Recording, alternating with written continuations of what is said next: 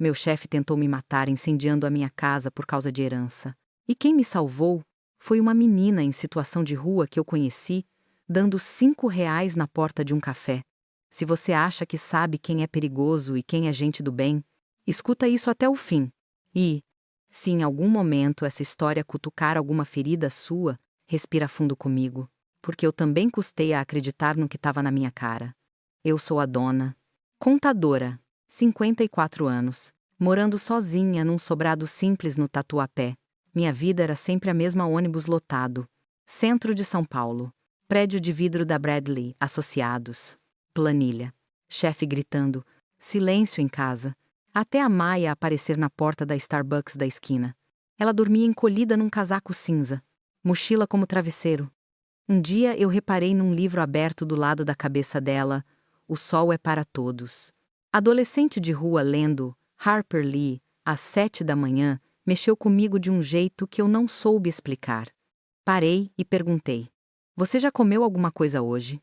Ela olhou para minha mão, onde eu segurava uma nota de 5 não compra nem o café. Dona? Então guarda, respondi.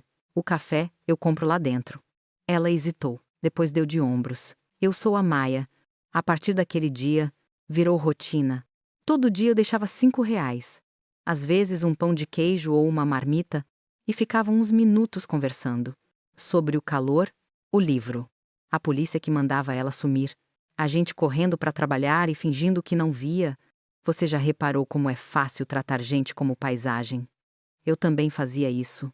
Até perceber que minha conversa mais honesta do dia estava sendo com uma menina que dormia no chão. E olha que eu já tinha sido chamada de coração mole mais de uma vez. Numa festa de fim de ano da empresa. Por exemplo, quando eu organizei vaquinha para comprar cesta básica para o pessoal da limpeza. O Tom encheu a cara e falou alto. Na frente de todo mundo, a dona é o quê? Uma ONG ambulante. Um caso perdido de caridade. Bleeding Heart Charity Case. Todo mundo riu, fingindo que era só piada. Aquilo ficou grudado em mim igual cheiro de cigarro em roupa. Naquela época eu só senti vergonha. Depois, eu ia descobrir que era exatamente esse defeito que ia me salvar. A Maia começou a perguntar do meu trabalho. Eu reclamava. Sou contadora num escritório chique, falei um dia. Faço rico ficar mais rico, e ainda ouço bronca. É o chefe do terno azul, ela perguntou. O que para em vaga de deficiente e desce do carro berrando no celular? Eu arregalei o olho. Como você sabe? Ela deu uma risada seca. Eu tô aqui todo dia. Eu vejo quem pisa nos outros e quem desvia para não molhar o pé da gente. O chefe era o Tom Bradley. Filho de família metida a importante. Dono da firma, relógio caro, discurso de empreendedor visionário e zero empatia. Sabia meu nome só para me chamar quando dava problema. Do lado dele, sempre a Helen Curtis. Salto alto, blazer alinhado, maquiagem perfeita. No Instagram era vida de novela, na empresa. Braço direito do Tom. Rindo das piadas dele e fechando o contrato na base do charme. A Maia, da calçada, enxergava coisas que eu não queria ver. Eles chegam juntos quase todo dia, ela comentou. Quando estão sozinhos, a energia deles muda. Parecem dois adolescentes tramando coisa errada. Coisa errada tipo o quê? Perguntei. Ela deu de ombros. Não sei ainda. Só sei reconhecer quando gente grande tá excitada demais com plano sujo. Uns meses antes de tudo estourar, o Tom inventou uma atualização de emergência. Protocolo. Gente, ele disse na sala de reunião, precisamos de endereço, contato, dados de seguro, essas coisas. Empresa séria funciona assim. A Helen distribuiu formulários, eu preenchi no automático nome, endereço do sobrado, telefone da minha irmã em Campinas, informações do meu seguro residencial. Nem questionei. Pouco tempo depois, minha tia-avó Margaret morreu e me deixou uma herança. Nada milionário, mas o suficiente para eu, pela primeira vez, não viver com medo de boleto. Eu comentei com a Helen na copa. Finalmente vou poder pensar em parar de trabalhar tão cedo, falei. Os olhos dela brilharam. Sério. Quanto mais ou menos. Eu falei por alto. Ela assobiou. Que sonho. Mas não espalha. Vi o dinheiro atrai urubu. Naquele momento, eu achei que era conselho. Hoje eu sei que foi quando virei número na conta de alguém. O clima foi mudando. Tom e Ellen viviam trancados na sala dele, falando baixo. Quando eu entrava, silêncio. Um dia ele me chamou, todo simpático. Dona, me lembra? Você continua naquela casa no Tatuapé. Continuo. Você mora com quem mesmo? Eu engoli seco. Sozinha. Só eu e meus gatos. Minha família é longe. Ele assentiu. Satisfeito. Bom saber. Às vezes seguradora liga aqui checando uns dados. E também para qualquer emergência. Né? Saí de lá com uma sensação estranha, mas empurrei para baixo. Anos ouvindo não complica ensinam a gente a duvidar do próprio instinto. A gente costuma calar a vozinha aqui dentro, só para não parecer exagerada. Foi exatamente isso que eu fiz. Algumas semanas depois, cruzei com a Helen no corredor, encostada na janela, falando no celular. Eu ia passar direto, até ouvir. Tem que parecer completamente acidental, ela dizia. Nada que ligue pra gente. O tipo de coisa que o seguro paga sem fazer pergunta. Minha coluna gelou. Ela percebeu minha presença. Virou. Desligou rápido. Ai, dona, desculpa. Drama de família riu. Herança. Briga. Essas coisas. Você que mexe com seguro sabe como é. Sei, respondi, fingindo que era normal. Voltei para minha mesa repetindo para mim mesma que não era problema meu. Mas a frase tem que parecer acidental ficou martelando. Do lado de fora. A Maia continuava na porta, observando tudo. Um dia, a energia dela estava diferente.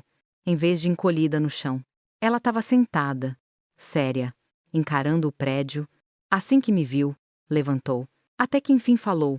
Eu estava te esperando. Calma, tentei brincar. Aconteceu o quê? Acabou o café. Ela pegou a nota de 5 que eu estendi, mas amassou na mão sem olhar. Não é sobre café hoje. É sobre você. Meu coração disparou na hora. O que tem eu? Ontem eu fiquei aqui até mais tarde, ela começou. Roubaram um cobertor da galera na outra rua. Tava tenso. Eu me escondi atrás daquela lixeira ali. Ela apontou para um cilindro de metal perto da entrada. Foi quando o terno azul e a boneca de vitrine desceram. Eu nem precisei perguntar quem eram. Tom e Ellen, murmurei. Maia sentiu. Eles acham que ninguém ouve. Fumaram um cigarro, olharam para o carro, falaram baixo. Mas eu estava perto. Um frio subiu pela minha nuca. O que você ouviu? Ela respirou fundo. Que eles estão atolados em dívida? Isso já dava para ver faz tempo. Ontem eu ouvi eles falando de resolver tudo com um golpe só. Falaram de seguro, de herança, de alguém sozinha, sem família por perto. Casa boa, seguro alto. Eu tentei racionalizar. Pode ser cliente do escritório. Ela me cortou. Eles falaram o seu nome. Dona. Naquele instante, o barulho da avenida pareceu ficar longe. Eu fiquei olhando para o rosto dela, procurando dúvida, erro, má vontade. Não achei. Tem certeza? Perguntei. Tenho. Ouvi seu sobrenome certinho. Ouvi a princesinha descrevendo sua rotina, que você quase nunca sai à noite. Que sua irmã mora em outra cidade. Que ninguém aparece lá de surpresa. Cada frase dela encaixava em alguma lembrança minha, o formulário com meu seguro, as perguntas do Tom sobre eu morar sozinha. Parecer acidental. Seguro pagar. Meu cérebro tentou se agarrar na velha desculpa. Talvez seja só conversa. Gente exagera. Maia me encarou. Séria. Eu vivo ouvindo gente tramando coisa errada na rua. Dona, eu sei quando é papo de boteco e quando é plano. Ontem era plano. E você estava no centro. Ela deu um passo para mais perto. Você foi a única pessoa que me tratou como gente nesses meses. Eu não vou ficar calada vendo dois podres brincarem com sua vida por causa de dinheiro. Eu senti o celular pesar na bolsa. Polícia. Minha irmã. Meu corretor de seguros. Eu nem sabia por onde começava uma frase como acho que meu chefe está planejando algo contra mim.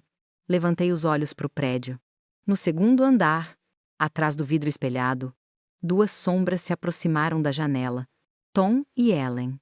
Tive a impressão clara de que o olhar dele desceu direto na nossa direção. Eles acham que você é fraca e sozinha, a Maia murmurou. Mas eles esqueceram que quem vive na rua vê antes de todo mundo quando a tempestade está vindo. Naquele ponto, eu ainda não sabia de corpo queimado, de teste de DNA, de rede de assassinato por herança. Tudo isso ainda vinha pela frente. Mas uma coisa eu entendi. se eu fingisse que nada estava acontecendo e subisse aquelas escadas daquele jeito de sempre. Talvez eu não tivesse outra chance de descer por elas. Você pode até me julgar por ter demorado tanto para juntar as peças. Mas foi exatamente ali, naquela calçada suja, com os 5 reais amassados na mão da Maia, que minha vida começou a sair do trilho certinho onde todo mundo queria me ver parada. Eu não subi aquelas escadas naquele dia. Eu virei as costas para o prédio de vidro pela primeira vez em 8 anos. Fui na direção contrária do meu crachá, depois de tudo que eu já te contei. Você imagina o peso desse passo, né? É aquele momento em que ou você acredita no que sente, ou deixa alguém escrever sua causa mortis. A Maia ainda estava na minha frente, com os 5 reais esmagados na mão. Não some para dentro desse aquário. Dona, ela falou. Eles estão te estudando como se você fosse planilha. Você ouviu meu nome, e o que mais eu insisti? Ela olhou para os lados, puxou a mochila, fuçou lá dentro e tirou uma folha amassada, arrancada de bloco de anotações, aquelas folhas amarelas de escritório. Isso aqui caiu do bolso da boneca ontem, ela disse. Eu peguei quando eles foram embora. A folha estava rabiscada com caneta azul. No topo, meu nome completo sublinhado. Embaixo, meu endereço. Horário sai de casa às 7h15. Chega 19 horas, 20 horas. Quase nunca sai à noite. E, circulado, umas palavras que me fizeram sentir. O chão se mexer. Porão. Elétrica. Sexta à noite, depois das 23 horas. Seguradora paga sem laudo extenso. Do lado, mais um trecho herança tia-avó. Apólice atualizada. Valor X. Eu reconheci o valor da minha apólice. Não era coincidência. Eles falaram de fogo, a Maia continuou. De curto, de não deixar nada que ligasse a eles. E ele perguntou de novo se você estava sozinha. A boneca disse que sim, que você é perfeita para isso. Usou essa palavra, perfeita. Foi como ouvir meu próprio obituário sendo ensaiado. Você tem certeza que quer se meter nisso? Perguntei. É perigoso para você também. Ela deu um meio sorriso torto. Eu já quase morri de frio, de fome e de surra de desconhecido. Pelo menos agora eu sei o nome do inimigo. Ali eu entendi uma coisa que eu queria dividir com você.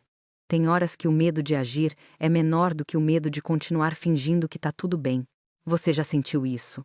Aquele estalo de se eu não fizer nada agora. Ninguém vai fazer por mim. Eu agradeci a Maia com a voz falhando.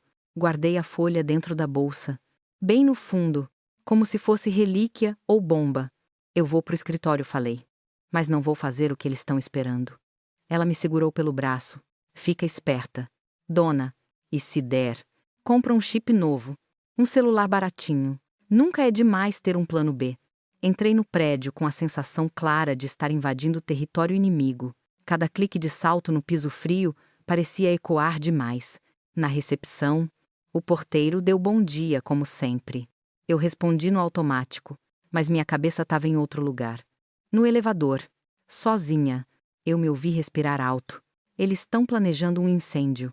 Meu cérebro repetia, tentando ver buraco nessa lógica para eu poder voltar a ser paranoica. E pronto, não achei. No andar da Bradley, Associados. O clima estava normal demais. Telefone tocando. Impressora. Cheiro de café requentado. O Tom passou por mim no corredor, cheirando a perfume caro e ego inflado. Ah, dona, ele disse, como se tivesse acabado de lembrar de um detalhe bobo, aquela atualização dos dados de seguro. Você entregou para Ellen, né? Entreguei, respondi, sentindo o estômago embrulhar. Ótimo, é importante ter tudo em dia. A gente nunca sabe quando uma emergência acontece. O jeito que ele falou emergência fez minha mão suar. Sentei na minha mesa fingindo olhar e-mail. Em vez disso, abri uma aba do navegador e entrei no site da seguradora da casa. Digitei meus dados. Entrei na área do cliente. A apólice estava lá. Linda. Gordinha. Atualizada. Cobertura completa para incêndio. Curto-circuito. Perda total. Valor da indenização o suficiente para resolver a vida de muito pilantra. Peguei o telefone fixo da mesa. Disquei o número do corretor. Oi. Cláudio. É a dona. Rapidinho se, sei lá, minha casa pegasse fogo por problema na elétrica. O seguro pagaria tudo mesmo. Ele riu. Cruz credo. Dona, bate na madeira aí. Mas sim, elétrica é um dos principais riscos cobertos. Não precisa nem de muito laudo se for claro que foi acidente. Essas coisas têm que parecer completamente acidental. A voz da Helen fez coro na minha cabeça. Desliguei, agradeci e percebi que estava tremendo. Aquilo não era mais paranoia. Era matemática. Dado mais dado mais dado igual a plano. Na hora do almoço, a maioria desceu. Tom e Helen sumiram na sala dele. A assistente saiu para buscar comida, deixando a porta da recepção encostada. Foi ali que meu lado contadora certinha se estrangulou com meu lado mulher que quer continuar viva. Levantei, respirei fundo e caminhei até o corredor das salas privadas. A porta do Tom estava fechada, mas eu sabia que ele tinha mania de trancar o computador só com a tela de descanso, sem senha forte. Ele confiava demais no próprio poder. Olhei pelos lados. Ninguém. Girei a maçaneta destrancada. Entrei. A sala cheirava a perfume caro e café frio. Na mesa, o notebook aberto, tela apagada, toquei qualquer tecla, e a tela de senha apareceu. Meu coração afundou. Tentei a primeira coisa que me veio o nome do filho dele. Nada. Segundo chute Bradley 1, 2, 3. Nada. No terceiro, eu ouvi o ar-condicionado zumbir mais alto. Data de nascimento dele. E o símbolo do dólar. Pensei. Tentei. Não foi. Eu estava quase desistindo quando lembrei de uma coisa ridícula que ele sempre dizia. Se você não gosta de dinheiro, você não serve para trabalhar comigo. Tentei Moni 2020. Não sei explicar por que escolhi esse número. A tela piscou. Entrou. Na hora, eu senti uma mistura de náusea e vitória. Se alguém aparecesse ali, eu estava ferrada. Mas alguém já estava tentando me matar. Então, qual o nível aceitável de ferrada? Né? Comecei a fuçar as pastas, tentando parecer mais organizada do que eu era. Contratos. Clientes VIP. Pessoal RH. E lá no canto, uma pasta com um nome burocrático. Demais para ser inocente. Avaliações internas. Confidencial. Cliquei. Surgiram vários arquivos com iniciais de gente da empresa. Vi o meu logo de cara de Matthews, avaliação financeira. Abri. Na tela. Parecia relatório de cliente, mas o cliente era eu. Tinha meu salário, minha poupança, meu saldo de FGTS, meu apartamento quitado com valor estimado, a herança da tia-avó. Tudo somado e decomposto. Embaixo. Um campo potencial de liquidação via seguro residencial. Alto. Eu rolei para baixo e vi um quadro com o título Fases.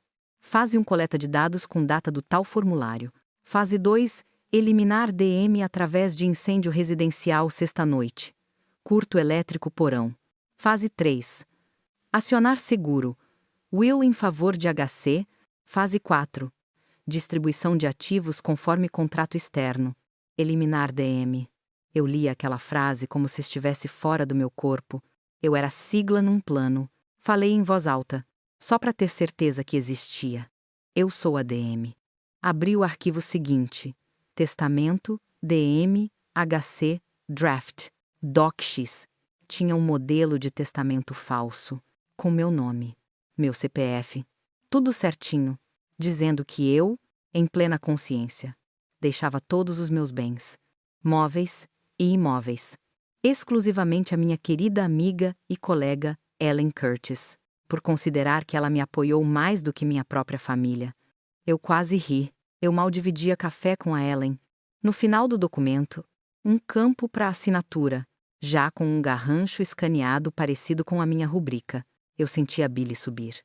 Você já se viu reduzida a arquivo de Word, prontinha para morrer, com até a falsificação da sua letra pronta. Se um dia você achar que é exagero, desconfiar de gente bem-sucedida, lembra disso aqui. A partir dali, tudo virou operação. Eu conectei meu pendrive sem fazer barulho. Copiei todos aqueles arquivos. Mandei também para um e-mail antigo meu, que ninguém na empresa sabia que existia. Anexei e enviei. Depois ainda printei alguns relatórios. Dobrei e enfiei dentro da blusa. Grudado na pele. Antes de sair, voltei a tela para o descanso. Fechei a porta atrás de mim, como se nada tivesse acontecido. O coração, porém, Parecia sirene de ambulância. No resto da tarde, eu trabalhei num modo automático, respondendo e-mails, fingindo revisar balanço, mas na verdade desenhando mentalmente uma rota de fuga. Perto das 6, Tom passou pela minha mesa. Dona, você vai ficar até mais tarde hoje? Perguntou. Casual demais. Vou sim, respondi, sem nem pensar. Tô atrasada com o relatório. Vou aproveitar que não tenho nada em casa. Ele sorriu. Aquele sorriso de predador achando que a presa tá exatamente onde ele quer. É isso aí. Dedicação. Quando o escritório esvaziou de vez, desliguei meu computador, peguei minha bolsa e desci pelo elevador de serviço. Em vez de ir em direção ao ponto de ônibus, virei para outra rua e chamei um carro de aplicativo pelo celular. Usei o meu, ainda, mas mudei o destino. Um hotel simples, 2 avenidas depois, longe o bastante do meu bairro. No caminho, comprei um chip de pré-pago num quiosque de camelô e um celular baratinho. Ativei o chip, salvei só um número, o da Maia, que eu tinha anotado num guardanapo quando ela, num dia bom, conseguiu um celular velho. No hotel, fiz check-in com meu nome de solteira, que ainda constava no RG antigo Dona Pereira. Ninguém perguntou muito. Quarto simples, lençol branco gasto, janela pro beco. Era o hotel mais seguro do mundo naquele momento, porque não era a minha casa. Sentei na cama, liguei a TV só pelo barulho. Jornais locais falando de trânsito, política, futebol. Meu corpo estava cansado, minha cabeça acesa. Peguei o celular novo, liguei para Maia. Tô viva e fora de casa, falei. Sem rodeio. Eles vão agir hoje. Ela ficou em silêncio um segundo. Depois... Você quer que eu vigie de longe? Não. Não chega perto da minha rua, respondi. Rápido demais. Se eles fizeram tudo isso, eles não vão pensar 2 vezes antes de tirar mais uma pessoa do caminho. Eu não sei ficar parada, ela resmungou. Então fique em lugar movimentado, praça, rodoviária, qualquer coisa, mas atende quando eu ligar. Desliguei e fiquei ali, abraçada no próprio braço, esperando. É engraçado como a gente acha que vai reagir em situação extrema. Eu achava que ia chorar, entrar em pânico, mas eu estava estranhamente lúcida. Se eu tô escondida, eles vão achar que eu tô em casa. Se eles acham que eu morri, eles se soltam. Quando eles se soltam, eles erram. Quase meia-noite. A TV mudou de assunto. Breaking news: incêndio em residência no Tatuapé. Eu gelei. A imagem mostrou uma rua que eu conhecia mais do que meu próprio rosto a minha. Vi meu portão, só que iluminado por giroflex, fita amarela, mangueira de bombeiro. A repórter falava, mas eu só ouvia palavras soltas. Fogo começou no andar térreo. Vizinho ouviu barulho, moradora provavelmente dormindo. Eu me aproximei da tela como se pudesse entrar. De repente, um letreiro suspeita de curto-circuito em ventilador. Vítima seria contadora de 54 anos. Meu celular novo vibrou. Maia, atendi sem dizer alô. É sua casa. Dona, ela falou, sem rodeios. Eu tô vendo pela TV de um bar. Eu também respondi, a voz saindo rouca. Eles fizeram, ela sussurrou. Eles tiveram coragem. Passou um corte na TV, mostrando um saco preto sendo colocado na viatura do IML. Um corpo foi encontrado no interior da residência, carbonizado. A suspeita inicial é que seja da moradora, identificada como Donna Matthews. Ouvir meu nome assim, com aquele tom de tragédia pronta, foi como assistir meu próprio enterro pelo jornal. Se você tá aqui falando comigo, a Maia começou. Então quem é aquela mulher? A pergunta dela abriu um buraco novo no chão, porque, até ali, eu só tinha pensado em não quero morrer. Eu não tinha parado para pensar no que assassino precisa para encenar morte de alguém em corpo. Eu não sei, respondi, sincera, mas a gente vai descobrir. Desliguei, sentei no chão do quarto de hotel e deixei finalmente uma lágrima escorrer. Não era só por mim. Era por alguém que tinha sido apagado para eu poder ser considerada morta. Na manhã seguinte, a notícia já tinha virado nota em site. Foto da fachada. Vizinho dando entrevista, dizendo, ela era tão quieta, mal saía de casa. No meu e-mail corporativo, caixas de mensagem de condolências começavam a pipocar. Auto-reply ativado. Eu existia como luto, não como pessoa. Peguei o metrô com boné na cabeça, óculos grandes, cabelo preso diferente. Fui até o centro. Desci uma estação antes do escritório e encontrei a Maia numa rua movimentada, perto de um terminal de ônibus. Ela me olhou como se estivesse vendo um fantasma. Caramba! Dona, se você aparecer perto da sua casa agora, o povo desmaia. É exatamente isso que eu não vou fazer, respondi. Deixa eles conviverem um pouco com a ideia de que eu virei cinza. Mostrei as cópias impressas dos arquivos do Tom e do Falso Testamento. Os olhos dela foram correndo pelas linhas, ficando mais duros. Eles assinaram a sentença deles aqui, ela falou. Só falta provar que o fogo não foi acidente. E mostrar o plano completo. Até o fim, acrescentei. Eles não queimaram minha casa à toa. Eles querem o dinheiro. Isso significa seguradora, advogado, papelada. Quanto mais papel, mais rastro. A partir daí, a gente virou dupla de investigação improvisada. Eu comprei uma peruca discreta, cabelos curtos e castanhos, bem diferente do meu cabelo comprido. Combinamos sinais, rotas, pontos de encontro. Passei 2 dias só observando de longe, pelos arredores do escritório. Tom, de terno sóbrio, cara de viúvo de colega. A Helen com expressão ensaiada de perdi uma amiga. Eles cochichavam na porta. Saíam juntos para almoçar. Num desses dias, vi a Helen sair carregando uma pasta de couro diferente, mais formal. Pegou um táxi. Não o carro dela. Anotei a placa. Chamei um carro de aplicativo e pedi para o motorista seguir sem pressa, mantendo distância. Ele achou que era drama de relacionamento. Eu não corrigi. Ela desceu numa rua de prédios antigos, fachada de mármore, placa de um escritório de advocacia chique Reis, Fernandes, Direito de Família e Sucessões. O nome Reis me deu uma pontada estranha, mas eu ainda não liguei aos pontos. Para mim, naquele momento, era só mais um advogado. Do lado de fora, fiquei observando pela vitrine da recepção. Ellen entregou a pasta para uma secretária, preencheu uns papéis. Apertou a mão de um homem de terno cinza que saiu do interior do escritório. Provavelmente o tal advogado. Eles sorriram demais para alguém supostamente em luto. Saí dali com uma certeza: o testamento falso estava em circulação. Minha morte já estava sendo lucrada no papel. No fim da tarde, mandei mensagem para Maia pelo chip novo. Hoje à noite. Restaurante caro? Eles não vão resistir. Ela respondeu em segundos. Eu conheço 2 na região que servem champanhe para comemorar golpe. Me encontro às 19 horas na praça. À noite, a gente se dividiu. Eu fiquei num carro parado perto de um restaurante que eu sabia que o Tom gostava, porque vivia se gabando das reservas lá. A Maia, especialista em invisibilidade, foi a pé pro outro, mais pro Jardins, com um casaco grande e cara de ninguém. Não deu nem 1 hora. Ela me mandou áudio bingo, terno azul, boneca e garrafa de champanhe na mesa.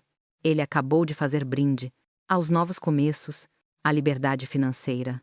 A dona que foi cedo, mas não em vão. Palavras dele. Eu fechei a mão com tanta força que a unha marcou a palma. Grava o que der. Anota horário.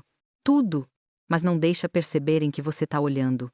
Relaxa, ela respondeu. Para eles eu sou só mais um vulto encostado na esquina. Desliguei o celular e encostei a cabeça no banco do carro, sentindo um misto de nojo e clareza. Eles tinham me matado no discurso, no seguro, no fórum. Achavam que todo mundo tinha comprado essa versão.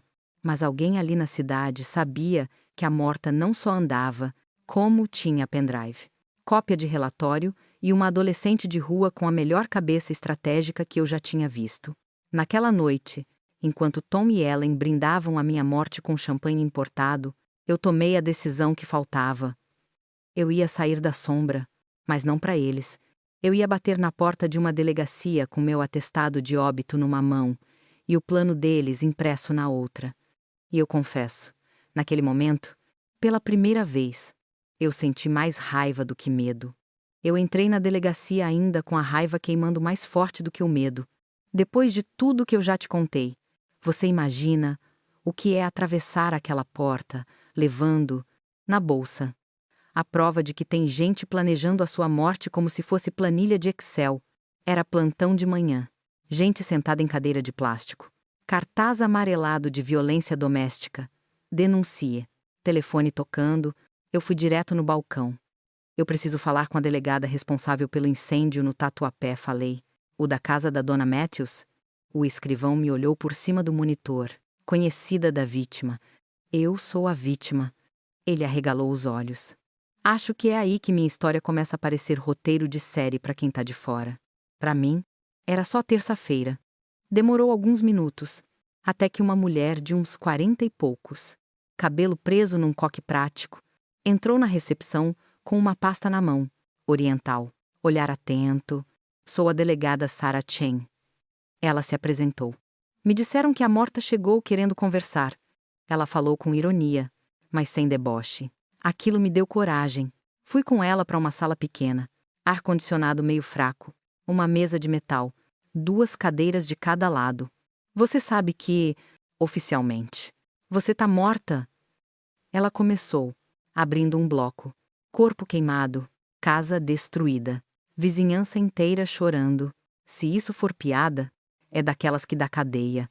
Não é piada, respondi. Tirei devagar o envelope com as cópias dos arquivos do Tom e o papel amassado da Maia. Eu acho que tentaram me matar. E eu tenho os nomes. Ali eu contei tudo. Do formulário de seguro ao... Tem que parecer acidental. Do relatório com eliminar DM ao testamento falso, deixando tudo para Helen. Contei da Maia. Do que ela ouviu no beco. Da folha arrancada do bloco com meu endereço e o porão, elétrica. Você já teve que explicar um pesadelo sabendo que ele é real. Mas morrendo de medo, de parecer louca, eu sentia cada palavra saindo pesada. Só que a delegada não desviava o olhar. Ia anotando, marcando grifos nos papéis, pedindo para eu repetir detalhes. Então o seu chefe tinha uma avaliação financeira sua. Com seu patrimônio todo mapeado, ela resumiu. E um plano de fases que inclui a sua morte por incêndio. Sim.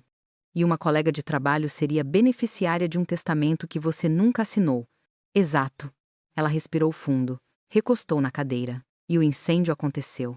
Aconteceu. Eu só não estava lá. A delegada ficou alguns segundos em silêncio, folheando o testamento falso. Depois bateu a caneta na mesa. Tá. Então, a partir de agora, esquece acidente doméstico. Isso aqui é, no mínimo, tentativa de homicídio qualificado com fraude para seguro. E, muito provavelmente, homicídio consumado.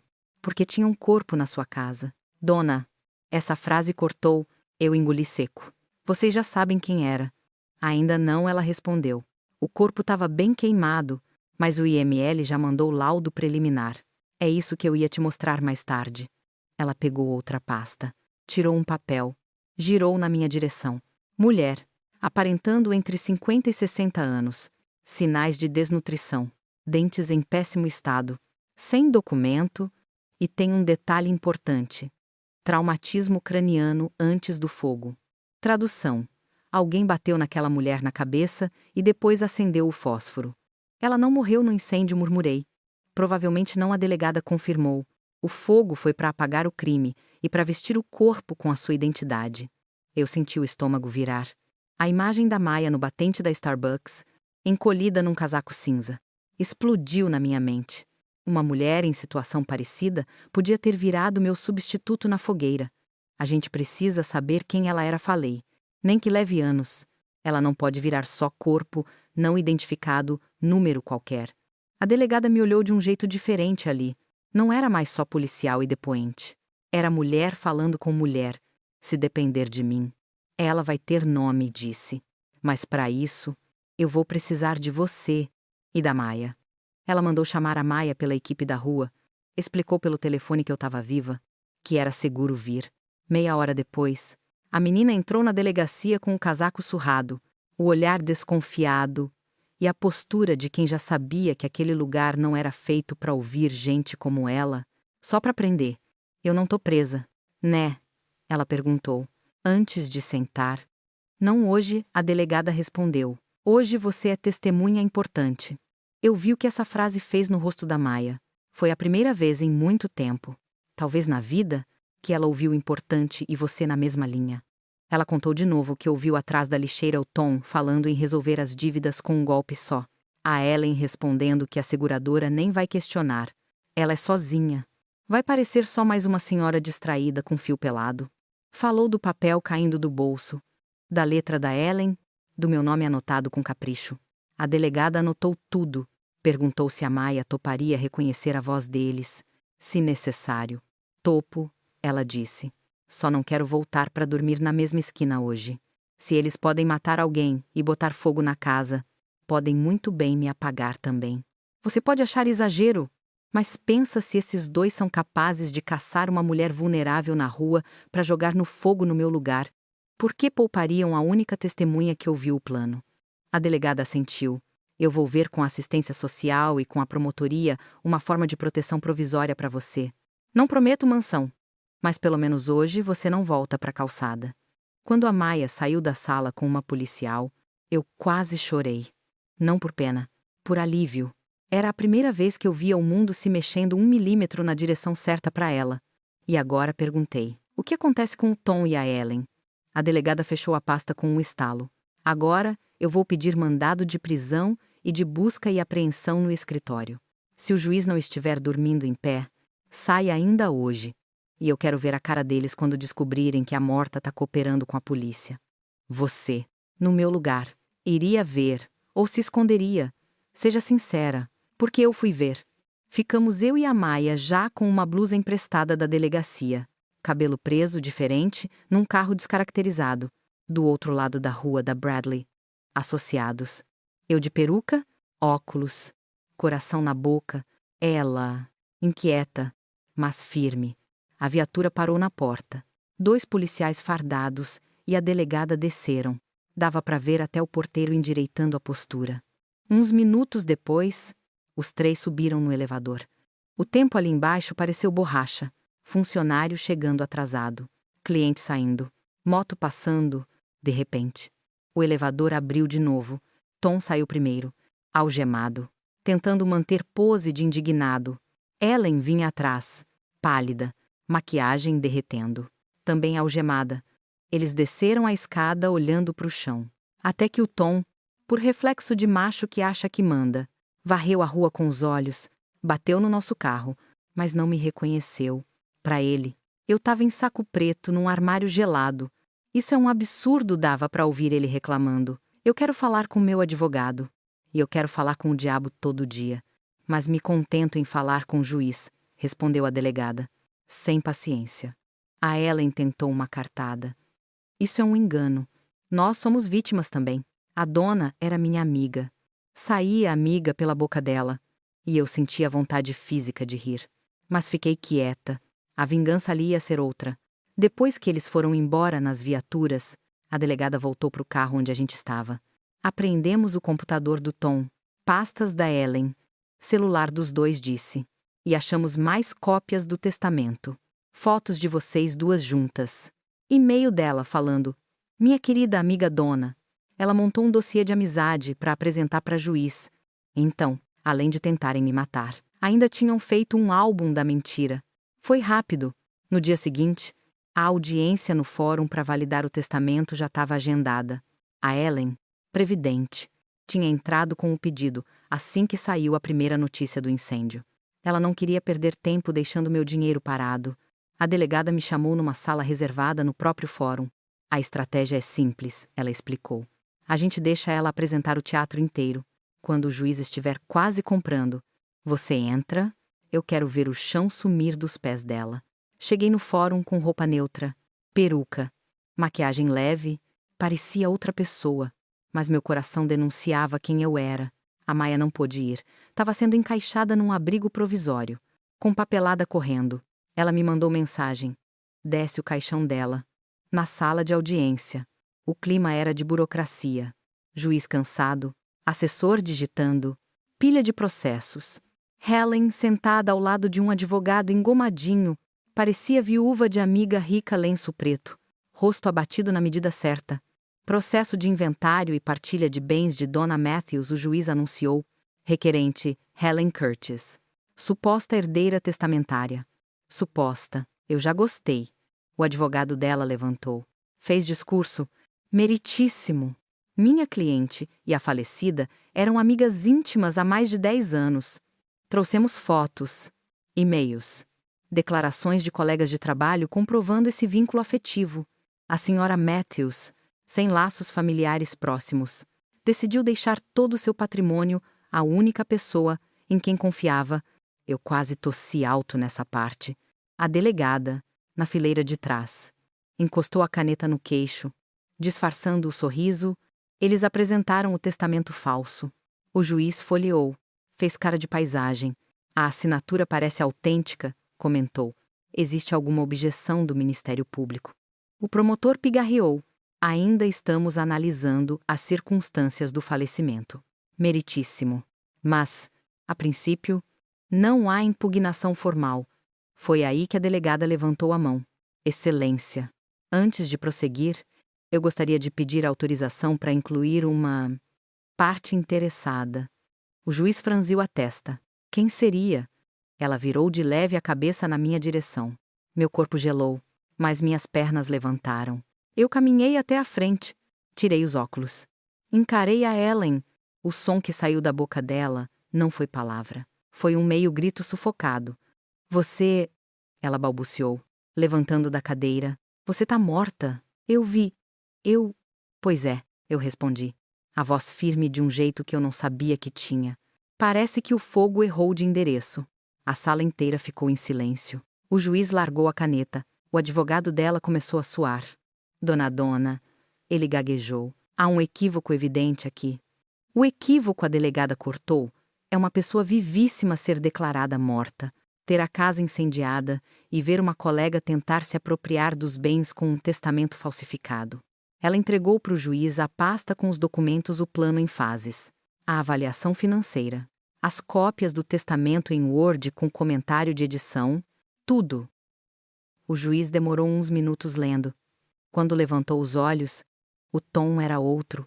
Senhora Helen Curtis, diante do que foi apresentado e considerando a investigação em curso, esta audiência está suspensa.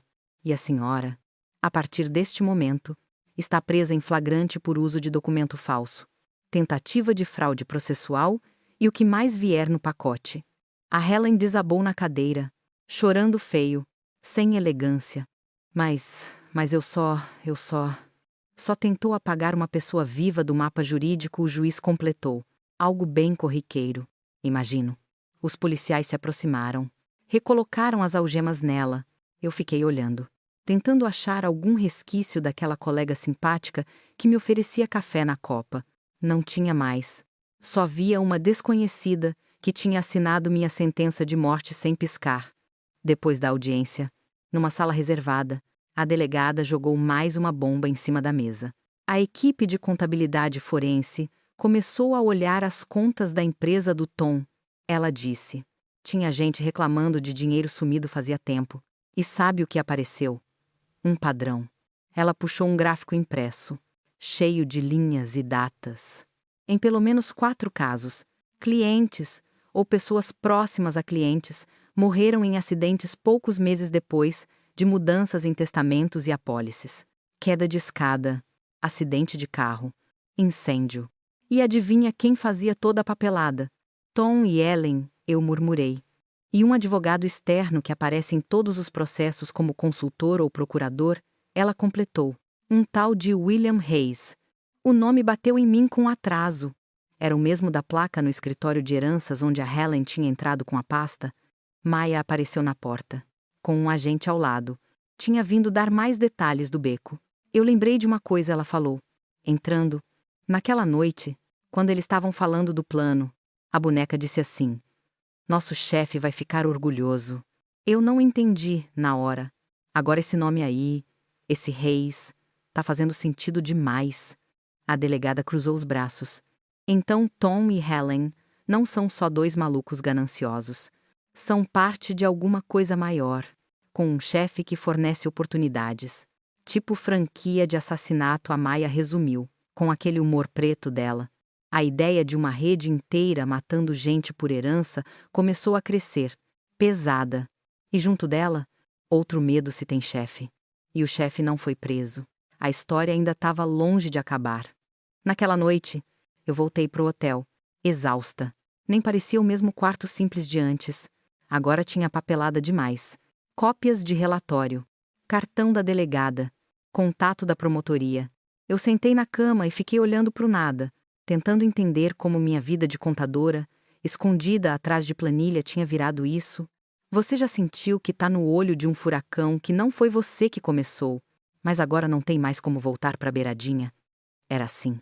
Bateram na porta. Meu coração disparou na hora. Ninguém sabia que eu estava ali, além da polícia e da Maia. Olhei pelo olho mágico um homem de terno escuro, cabelo penteado para trás, pasta de couro na mão, parecia vendedor de seguro. Mas meu instinto já tinha aprendido a respeitar palpite. Dona Matthews, a voz dele veio calma, educada. Eu sou o Dr. David Morrison, advogado. Represento alguns interessados na resolução pacífica dessa situação. Posso entrar um instante? Só o jeito que ele falou interessados já dizia que não era coisa boa. Eu abri a porta com a corrente ainda presa. Eu não tenho nada para tratar fora da delegacia, respondi. Qualquer coisa. Encaminha para o meu advogado. Ele sorriu de canto. Ah, mas é justamente para evitar que isso escale para o tipo de tribunal que ninguém quer enfrentar que eu tô aqui. Ele levantou a pasta, como se fosse um buquê de flores. Tem um documento para você assinar. Um acordo de confidencialidade. Você fica bem. Recebe até uma compensação pelo incômodo. E esquece essa tese de conspiração ampla. Foca só no seu chefe e na sua colega gananciosa. O resto não precisa existir para o mundo. E se eu não assinar? Perguntei. O sorriso dele sumiu um pouco. Aí acidentes continuam acontecendo, disse, num tom quase gentil. E seria uma pena se o próximo corpo numa calçada fria, sem nome, fosse daquela adolescente que anda colada em você. A Maia. Não é. Ouvir o nome dela ali, na boca de um estranho, no corredor estreito de hotel, foi pior do que qualquer notícia de incêndio.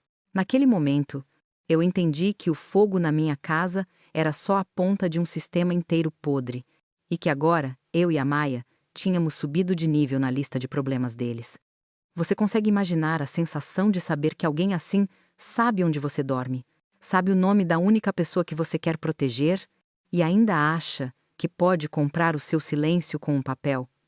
Eu olhei para a pasta fechada na mão dele e soube que qualquer coisa que eu fizesse dali para frente ia colocar nossa vida na mira de gente muito mais perigosa do que Tom e Ellen.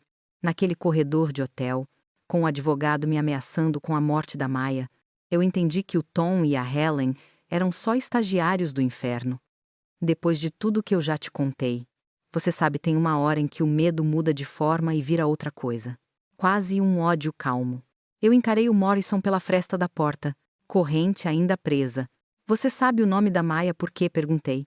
Ele deu aquele sorriso educado de quem manda matar por procuração. Nós sabemos de muita coisa. Dona, é o meu trabalho. O seu também era lidar com informação. Certo. Cada um com a sua planilha. E na sua planilha, eu sou o que ativo problemático, rebati. Exatamente, ele disse, como se eu tivesse acertado pergunta de prova. O que eu tô te oferecendo é uma forma de zerar o problema. Você assina, recebe uma quantia, some da mídia, colabora para a narrativa ficar pequena. 2 funcionários desesperados, um crime isolado. Tudo isso de rede, chefe, organização. Deixa pra lá. E a mulher que vocês mataram para colocar no meu lugar, ela ganha o quê? Uma cova fria sem nome. O sorriso dele morreu de vez. Você tem mais coração do que instinto de sobrevivência. Dona, isso é perigoso, principalmente pro entorno. A frase veio carregada de ameaça. Eu senti a mão tremer, mas não afrouxei a corrente. Sai da porta do meu quarto, falei. Baixinho. Qualquer coisa que você quiser falar comigo daqui pra frente, fala na frente da polícia. Ele me mediu de cima a baixo, como se estivesse avaliando um investimento que não vale mais a pena. Pensa bem, murmurou. Às vezes, quem tenta ser heroína acaba ganhando o nome errado no jornal e arrastando o inocente junto. Virou as costas e foi embora pelo corredor. Eu fechei a porta, travei todas as trancas, encostei as costas na madeira e deixei meu corpo deslizar até o chão. Você, no meu lugar, teria assinado aquele papel só para garantir que ninguém encostasse um dedo na Maia. Seja honesta consigo mesma, porque eu me fiz essa pergunta umas 10 vezes em seguida. No fim, Eu peguei o celular e disquei o número da delegada Chen, com a mão trêmula.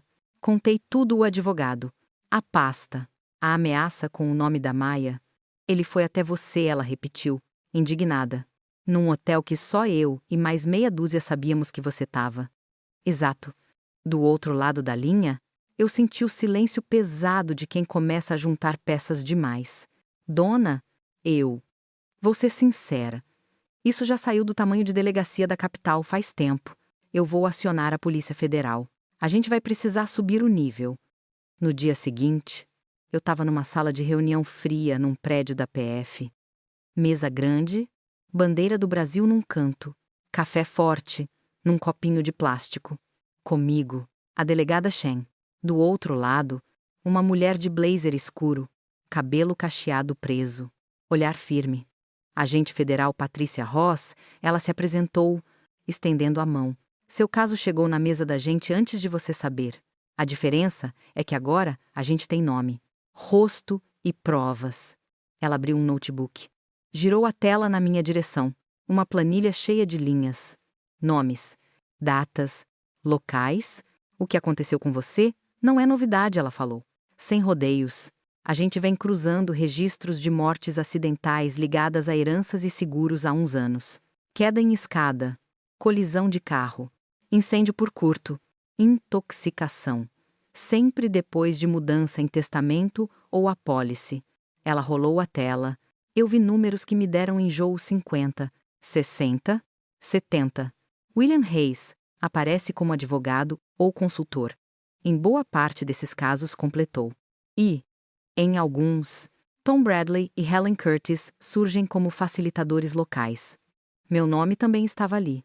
Destacado. Você virou alvo, dona. No dia em que a sua tia-avó colocou o espólio dela nas mãos do Hayes, ele é o cérebro. Os outros são equipe de campo. E o Morrison perguntei, é o que nessa história?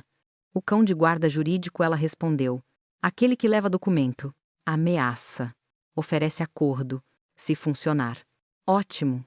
Se não, ele dá o recado de quem realmente manda. Ouvir minha vida descrita em termos de organograma de crime foi estranho. Eu, que sempre fiz planilha para ricaço fugir de imposto, agora era linha numa operação de assassinato por lucro. E por que vocês não prenderam o Reis ainda soltei? Se já desconfiavam há anos? A Ross não se ofendeu, porque a gente não prende gente assim só com desconfiança, falou. Ele é advogado, tem dinheiro, amigos em tudo quanto é esfera. Se a gente erra o bote, ele some, leva provas com ele. E, de quebra, ainda processa o Estado. A gente precisa de flagrante, confissão, rastro. Ela me olhou nos olhos. E aí entra você. Eu já sabia o que vinha, mas ouvir em voz alta é outra coisa. Você quer que eu fale com o Morrison de novo, concluí, e marque encontro. Nós queremos que você faça ele acreditar que balançou você, que você tem medo pela Maia, pelo seu pescoço, que está disposta a negociar, explicou. Ele vai te levar pro Reis. E nós vamos junto, escondidos. Eu ri, um riso seco. Na próxima encarnação, se alguém perguntar. Eu quero voltar como planta. Viu? Essa vida aqui já deu de adrenalina. A delegada Chen colocou a mão no meu braço. Eu sei que é pedir muito, ela disse. Mas você já tá no meio disso. Dona. Do lado de cá, pelo menos. Você tem colete. Equipe. Lei. Do lado de lá, você só tem o Morrison batendo na sua porta de hotel. Ela estava certa. O perigo já tinha chegado em mim e na Maia. A diferença era ter ou não ter controle sobre como eu ia encarar esse perigo. E a Maia perguntei. Eu só topo qualquer coisa se ela estiver protegida de verdade. Não é colchão num abrigo qualquer. É segurança. Nome trocado. Endereço que ninguém tem. A Ross assentiu. A gente tem programa de proteção à testemunha. Não é glamour, mas é sério. A Maia é chave para provar a conversa do beco. A seleção do alvo.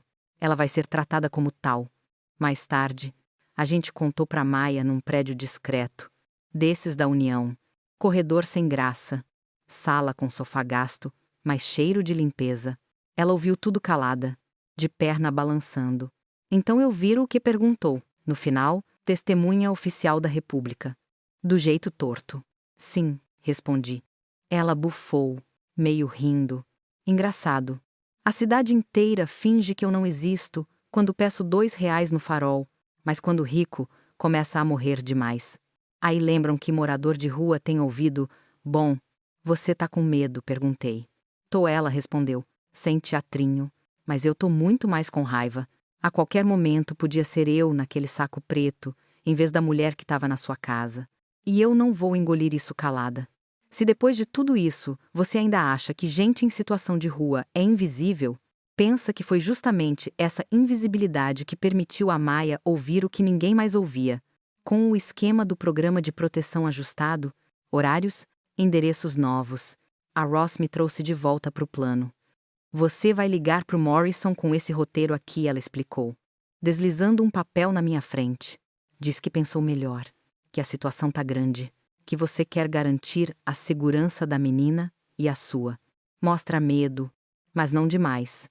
Quem tem medo demais corre, quem tem medo e ainda pensa é mais útil para eles.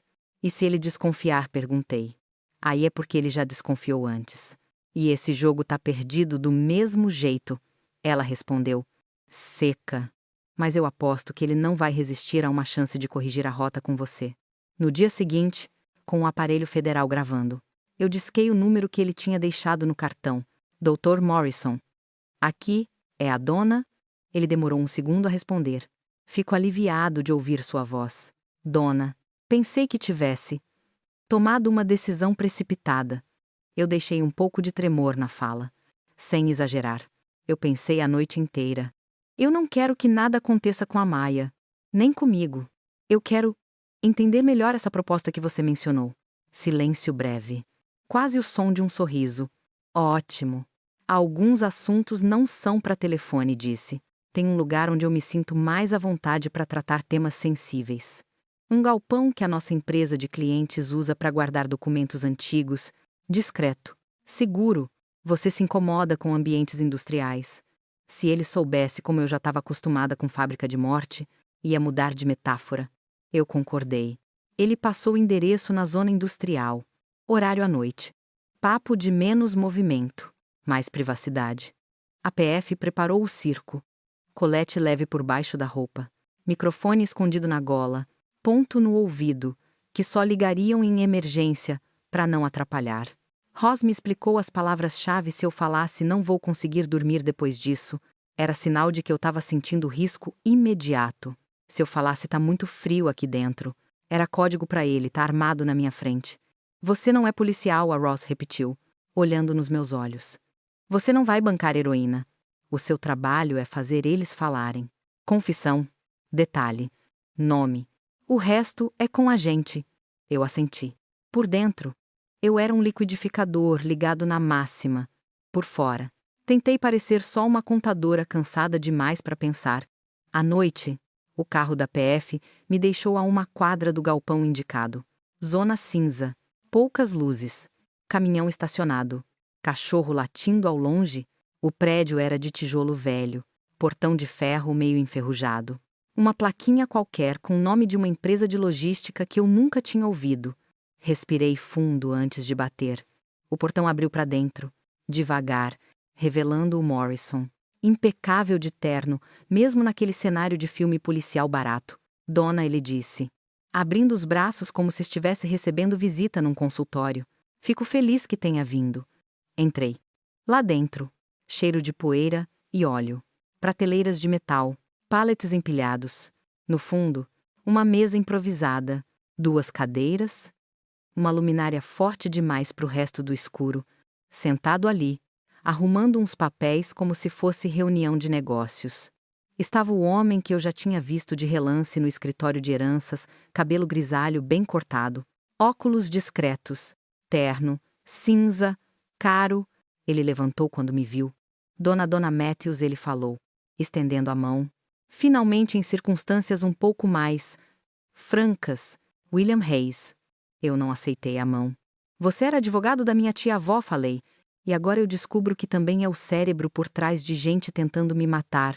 Mundo pequeno. Ele riu de leve. Cérebro por trás é uma expressão tão cinematográfica, comentou. Eu prefiro pensar em mim como alguém que identifica oportunidades. Há pessoas com patrimônio e pouca proteção. Há pessoas com habilidades, digamos, de execução. Eu só conecto pontos. E no meio disso, morre gente que não tem nada a ver com nada, retruquei. Tipo a mulher que vocês enfiaram na minha casa. O olhar dele não tremeu. Pessoas sem laços, sem documentos, sem nome conhecido. O sistema já as matou bem antes de qualquer fogo. Dona, eu apenas reutilizo desperdícios de um mundo cruel. Aquilo me deu nojo físico. Desperdício, cuspi. Você fala de vida humana, como quem fala de resto de estoque. Morrison interveio, tentando puxar para o acordo. Olha, ninguém aqui quer discussão filosófica. A questão é simples, a parte operacional do plano fugiu do controle. Seu chefe e sua colega foram amadores. Deixaram rastro. Você poderia sair disso com um belo acordo. Ajuda psicológica. Novo começo. Reis completou, desde que mantenha o foco no casal ganancioso de São Paulo. Essa narrativa de rede nacional, assassinato em série, é ruim para todos. Inclusive para você, que vai ter que lidar com mídia, ameaças, julgamentos. Você percebe como o manipulador profissional sempre tenta te convencer de que o problema é o tamanho da verdade, não o tamanho do crime. Eu percebi ali, olhando para aquele homem que ganhava dinheiro enterrando gente, e se eu não topar, perguntei. Se eu ajudar a polícia a mostrar exatamente isso que vocês fazem, em todos os estados. Ele inclinou a cabeça, sem perder a calma. Aí a roda gira de um jeito mais bruto. Nem sempre controlamos todos os acidentes, todas as balas perdidas, todos os assaltos que deram errado. E você já demonstrou apego demais a pessoas descartáveis. Como a pequena Maia. Eu senti a nuca gelar quando ele falou o nome dela com aquele desprezo.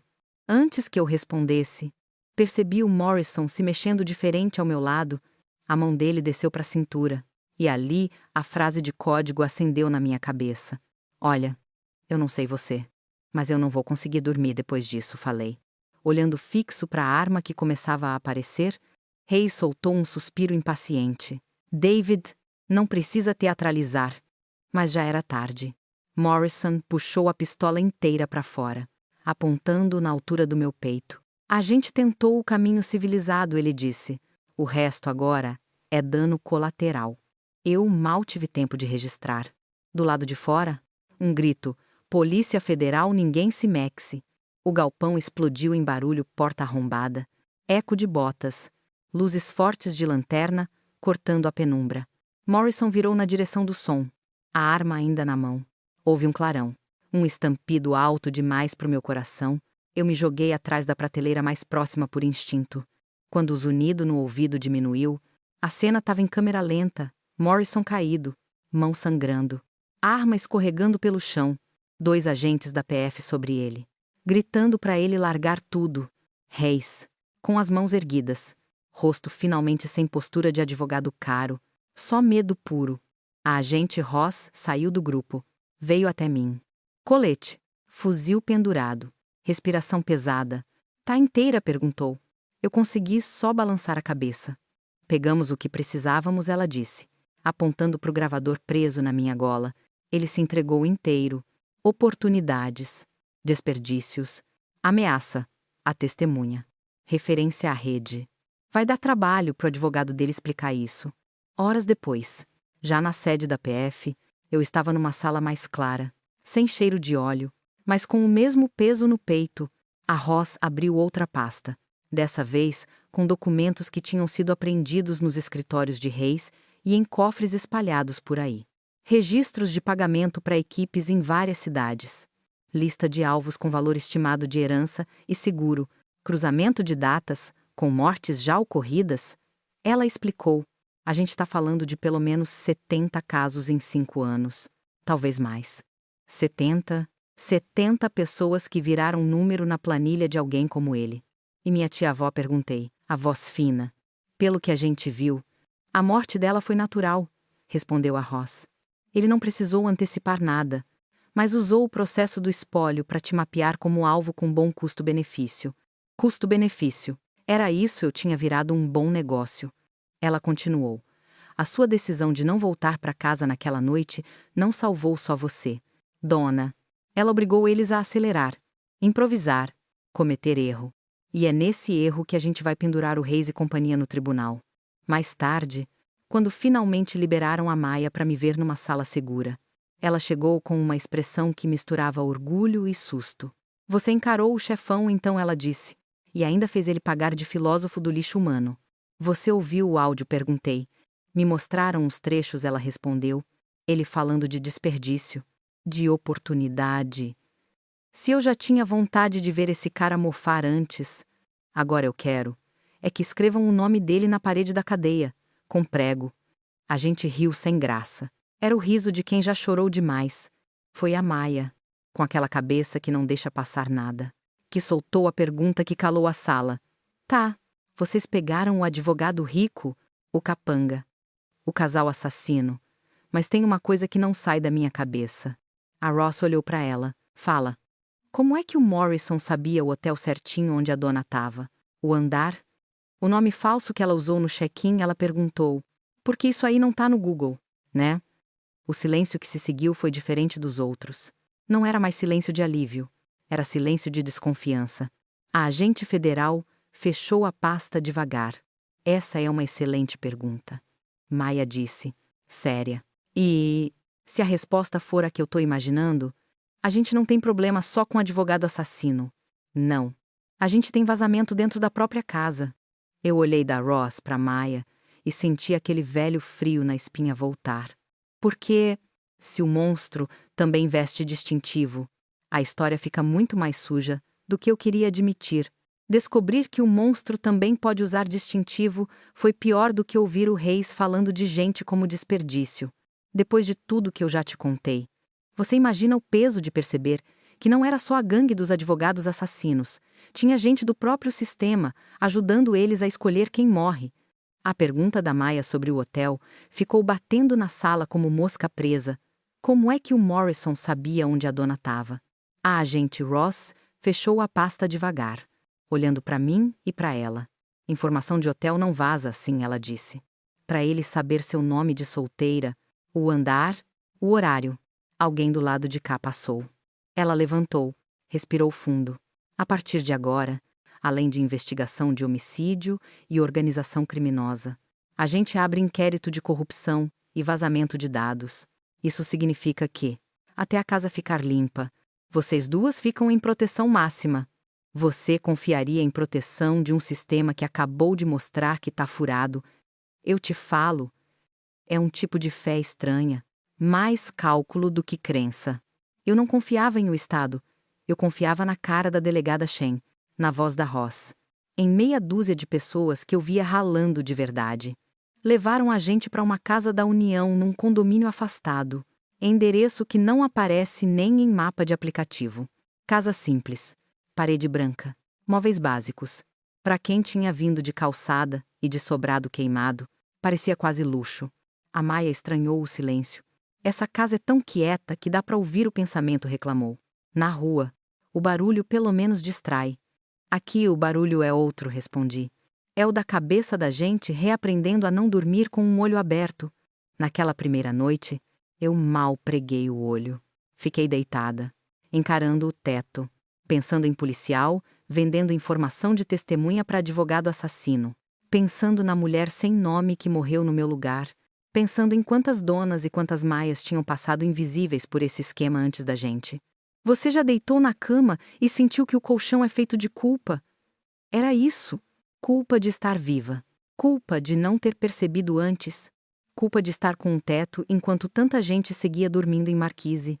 Os dias seguintes foram entrevistas e mais entrevistas. Corregedoria da PF. Corregedoria da Polícia Civil.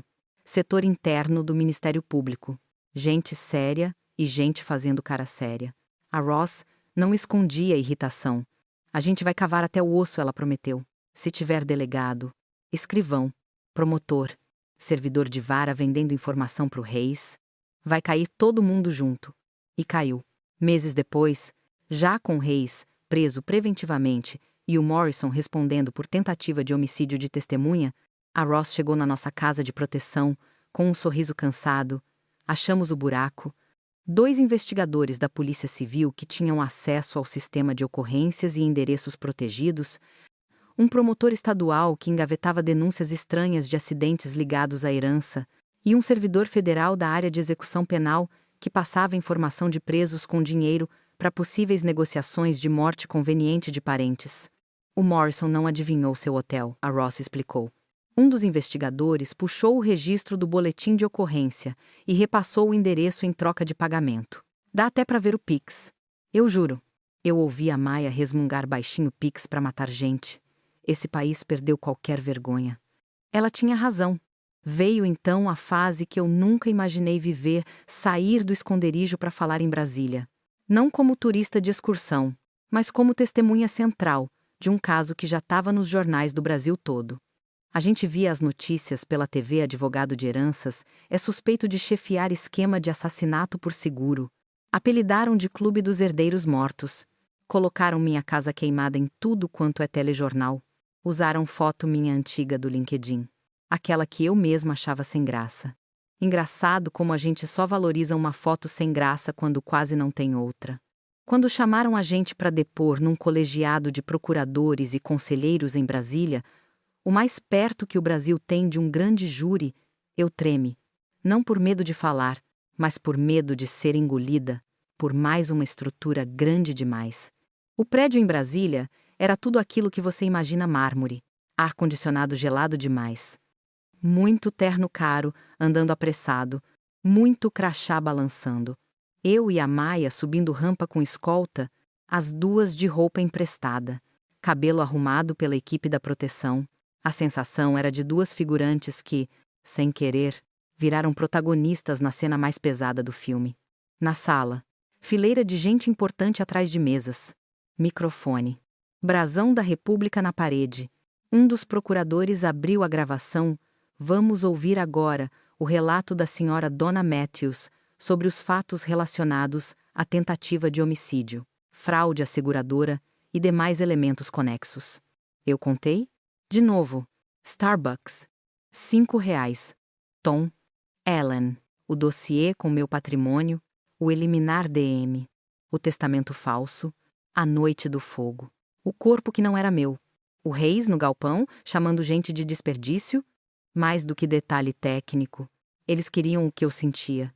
O que a senhora percebe de padrão no perfil das vítimas? Um deles perguntou. Gente que ninguém vai brigar muito por elas, respondi. Quem recebe herança, mas mora longe da família. Quem tem seguro alto, mas é visto como sem graça. Sozinho. Dispensável. E, quando precisam de um corpo, alguém que já é tratado como lixo na rua. Quando foi a vez da Maia, a tensão na sala mudou. Ver uma adolescente que há poucos meses dormia na calçada sentada diante de microfone oficial, mexeu com gente ali. O que você acha que permitiu que eles falassem do plano na sua frente? Um conselheiro perguntou. Ela deu de ombros. Mas a voz saiu firme. Eles não falaram na minha frente. Eu estava lá, mas para eles eu não existia. Gente como eu é decoração de calçada. Quando você acha que alguém é invisível, você fala qualquer coisa, achando que não tem testemunha. Ela respirou fundo. Se tivessem me dado um CPF e um teto antes, talvez eu não estivesse ouvindo gente marcando morte de ninguém. Mas já que me jogaram na rua, eu usei a rua para olhar de volta. Te falo uma coisa: teve procurador engolindo seco ali. Depois desses depoimentos e de um caminhão de planilhas, laudos, áudios do Reis, o colegiado fez o que tinha que fazer. Saíram as notícias. Advogado é denunciado por 73 homicídios qualificados, organização criminosa e lavagem de dinheiro. Casal de empresários responde por múltiplos homicídios e fraude milionária. Agentes públicos são denunciados por corrupção e facilitação de assassinatos. 73. Eu decorei esse número como quem decora a data de morte de parente. Os julgamentos foram demorados, arrastados, cheios de recurso. Mas a base estava sólida. Reis pegou mais pena do que provavelmente consegue cumprir em vida. Tom e Ellen pegaram décadas de cadeia, tentaram posar de vítimas de manipulação, mas as mensagens entre eles, as comemorações no restaurante, o plano de fases com eliminar DM escrito, deixaram claro quem eles eram. Sobre a mulher que morreu no meu lugar, Demorou, mas acharam o nome. Ela se chamava Elsa. Tinha 58 anos. Um filho que tinha perdido a guarda e sumido. Passagem por abrigo público. Reconheceram pela arcada dentária, comparando com ficha de um posto de saúde. A promotoria fez questão de incluir o nome dela formalmente na denúncia. Não foi corpo não identificado. Foi Elsa. Isso não traz ninguém de volta, mas é o mínimo de dignidade que ainda cabia. Minha vida financeira, paradoxalmente, arrumou. A herança da tia-avó foi confirmada. O seguro residencial pagou indenização. Afinal, eu também fui vítima de crime. Não culpada. Tinha gente de programa de TV me ligando oferecendo dinheiro para entrevista exclusiva. Produtora querendo fazer série. Jornalista implorando por detalhes. Pela primeira vez. Eu tive o problema de dizer não para dinheiro que não vinha de trabalho. Você tem noção que, se quisesse, nunca mais trabalhava. Minha irmã me disse, pelo telefone. Comprava um apartamento novo. Ia morar na praia. Fazer hidroginástica. Sei lá. Eu ri. Depois de tudo isso, você acha mesmo que eu ia aguentar viver de cadeira de praia e novela? Foi aí que entrou a Maia. Mais uma vez. Com uma ideia que parecia doida demais para não dar certo. A gente estava sentada na sacada do apartamento provisório que o programa de proteção arrumou pra gente. Agora num bairro simples, mas digno. Ela olhando lá para baixo. Para as pessoas andando, moto passando, vendedor de rua gritando.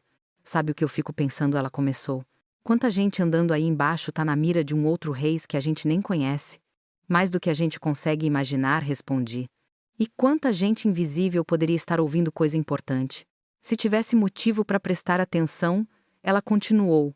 Gente de rua, flanelinha, catador, faxineira de prédio chique. Todo mundo que vê sem ser visto. Ela se virou para mim. Olho brilhando de ideia. Você tem cabeça de planilha, de contrato. De número, eu tenho cabeça de esquina. De movimento, de rosto. E a gente conhece um monte de gente que vive na rua e que toparia qualquer oportunidade decente para sair dela. O que você acha de montar um negócio com isso? Um negócio, repeti, sem acompanhar ainda. Uma empresa de investigação e proteção, sei lá, ela foi gesticulando.